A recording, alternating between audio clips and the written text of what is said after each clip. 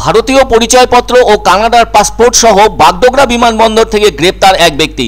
তার নাম আয়ুব খান ওরফে শ্রীধরন কুমার সিংহাম, বয়স 65 বছর। পুলিশ সূত্রে জানা গেছে 31শে জানুয়ারি গোপন সূত্রে খবর আসে বাগডোগরা বিমানবন্দর দিয়ে অবৈধভাবে সোনা পাচারের চেষ্টা করা হচ্ছে। সে কারণে প্রত্যেক বিমান যাত্রীকে তল্লাশি করা হয় বিমানবন্দর ও ইমিগ্রেশন কর্মীদের পক্ষ থেকে। এমন অবস্থায় সন্দেহজনক এক ব্যক্তিকে ভারতীয় পরিচয়পত্র ও একই সাথে কানাডার পাসপোর্ট সহ পাকড়াও করা হয়। এরপর ওই ব্যক্তিকে বাগডোগরা থানার হাতে তুলে দেওয়া হয়। তবে যাবতীয় নথি অনুযায়ী ধৃত ব্যক্তির নাম আয়ুব খান ওরফে শ্রীধরন কুমার সিংহাম। ইনি মূলত চেন্নাইয়ের বাসিন্দা। অন্যদিকে কানাডার পাসপোর্টে ওই ব্যক্তির নাম শ্রীধরন কুমার সিংহাম আছে, যিনি টরন্টোর বাসিন্দা।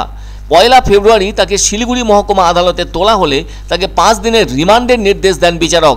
এরপর আয়ুবকে জিজ্ঞাসাবাদ করলে জানতে পারে ওই ব্যক্তি বিদেশে শ্রমিক পাঠানোর কাজ করে থাকে। এমনটা সামনে এলে বাগডোগরা থানার পুলিশ অবাক হয়ে যায়, আর সে কারণেই ধৃত ব্যক্তি কানাডার নাগরিক হওয়ার চেষ্টা চালিয়ে যাচ্ছিল।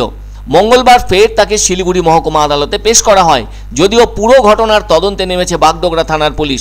মাঝে মধ্যে এ ধরনের ঘটনা নজরে আসছে পুলিশ অথবা সীমান্তরক্ষী বাহিনীর, কারণ এ ধরনের মানুষজন কোনোভাবেই সত্য বলতে চায় না আর বিভিন্ন খারাপ কাজে লিপ্ত থাকে।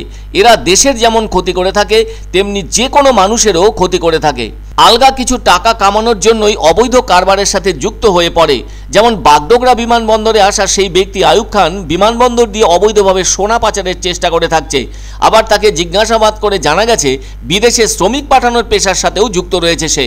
যারা এসব কাজের সাথে যুক্ত হয়ে পড়ে তারা তো দারুণ চৌকস হয়ে থাকে, কেননা বিমানে চলাচল করার অভ্যেস এবং সেই জাতীয় পরিস্থিতি পরিবেশ অনুযায়ী পোশাক পরার ক্ষেত্রেও একটা পরিপাটি থাকে তাদের। অন্যদিকে কথাবার্তার ভেতর দিয়ে চাতুরীও প্রকাশ পেয়ে থাকে, কিন্তু অনেক সময় অতি চালাকি দেখাতে গিয়ে ধরা পড়ে যায় তারা। তখন আর পালানোর পথ থাকে না, কেননা ধৃত ব্যক্তি আয়ুব খানও সেই চেষ্টা চালিয়ে যাচ্ছিল কানাডার নাগরিক বনতে। সেই চেষ্টায় যেন জল ঢেলে দিল বাগডোগরা থানার পুলিশ। ফলে এখন তাকে শ্রীঘরে বাস তো করতেই হবে, আর তার যা বয়স তাতে জীবনের অনেক কয়টি বছর যদি শ্রীঘরেই কাটাতে হয় তাহলে তার জীবনের রইলটাই বাকি। তবে প্রকৃত কোন মতলব ছিল ওই ব্যক্তির তা জানা না গেলেও জিজ্ঞাসাবাদ চলবে প্রকৃত তথ্য জানতে। সেই তো 31শে জানুয়ারি ধরা পড়ে বাগডোগরা বিমানবন্দরে। তারপর থেকে বেশ কয়েকটা দিন তো হয়েই গেল।